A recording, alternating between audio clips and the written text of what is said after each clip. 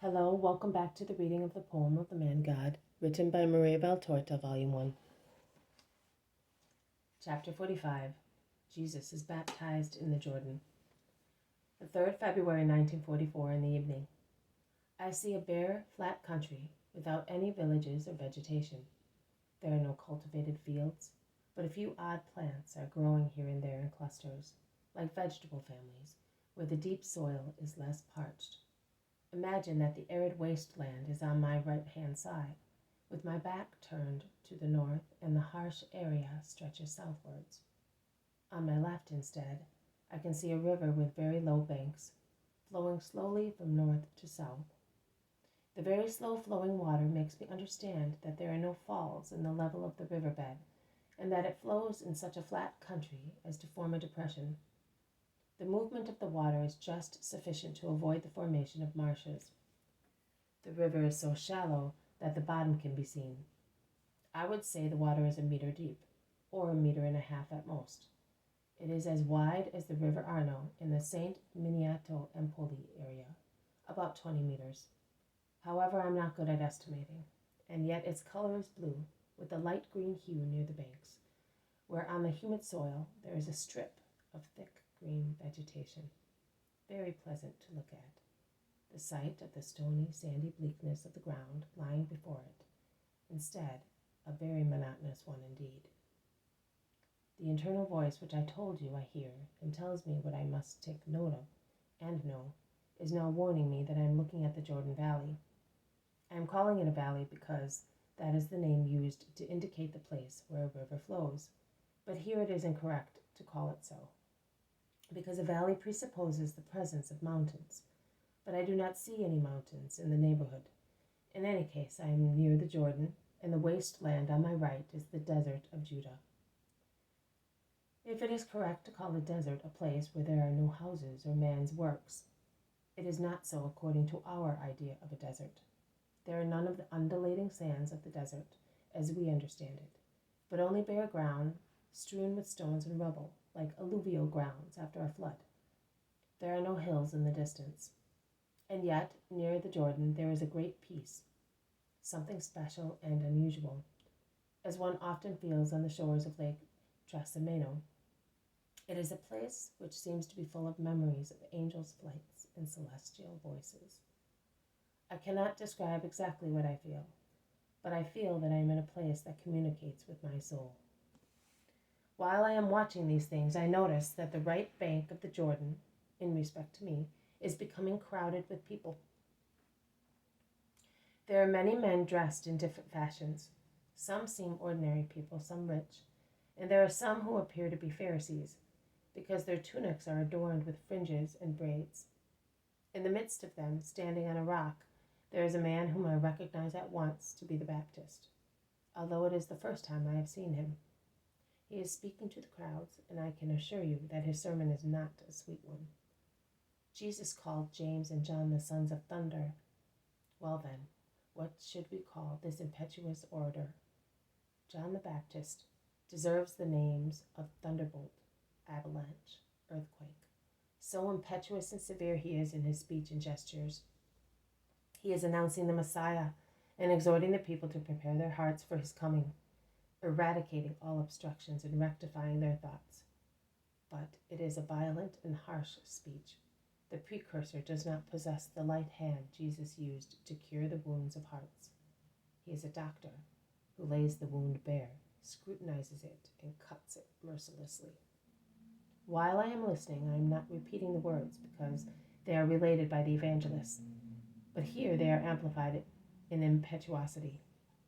I see my Jesus proceeding along a path which is at the edge of the grassy, shady strip coasting the Jordan. This rustic road, it is more a path than a road, seems to have been opened by the caravans and the people who throughout years and centuries passed along it to reach a point where it is easy to wade, because the water is very shallow.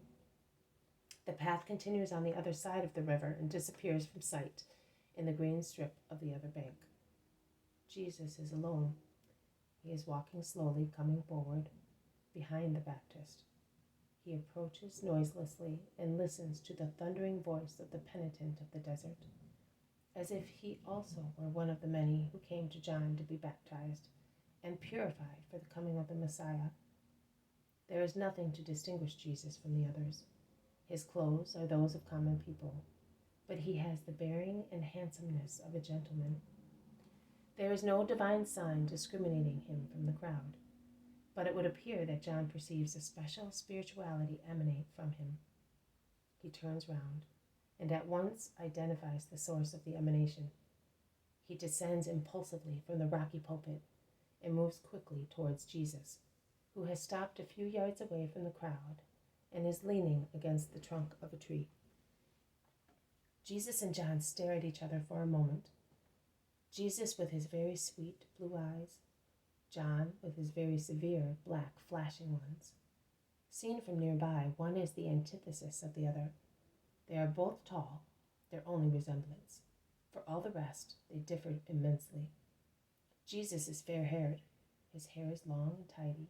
His face is white ivory, his eyes blue, his garments simple but majestic. John is hairy. His straight black hair falls unevenly onto his shoulders. His sparse, dark beard covers his face almost completely, but his cheeks, hollowed by fasting, are still noticeable. His feverish eyes are black. His complexion is dark, tanned by the sun and weather-beaten. His body is covered with hairs. He is half naked in his camel hair garment, which is tied to his waist by a leather belt and covers his trunk, reaching down to his thin sides, whilst his right side is uncovered and bare, completely weather-beaten. They look like a savage and an angel seen close together. John, after scrutinizing him with his piercing eyes, exclaims, "Here is the Lamb of God. How is it that my Lord comes to me?" Jesus replies calmly, "To fulfill the penitential rite." "Never, my Lord. I must come to you to be sanctified, and you are coming to me?"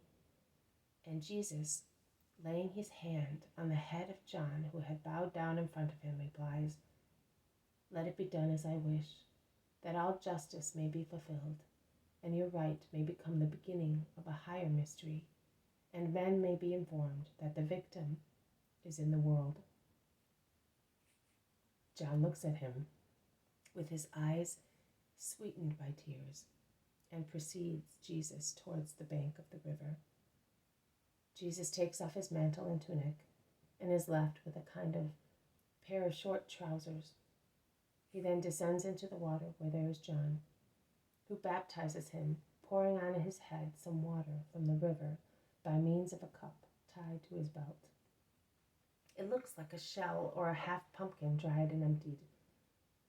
Jesus is really the Lamb, a lamb in the whiteness of his flesh, in the modesty of his gestures, in the meekness of his look. While Jesus climbs onto the bank, and after putting on his clothes, concentrates on praying. John points him out to the crowd and testifies that he recognized him by the sign that the Spirit of God had shown him, as an infallible means to identify the Redeemer. But I am enraptured in watching Jesus pray. I can only see his bright figure against the green of the riverbank.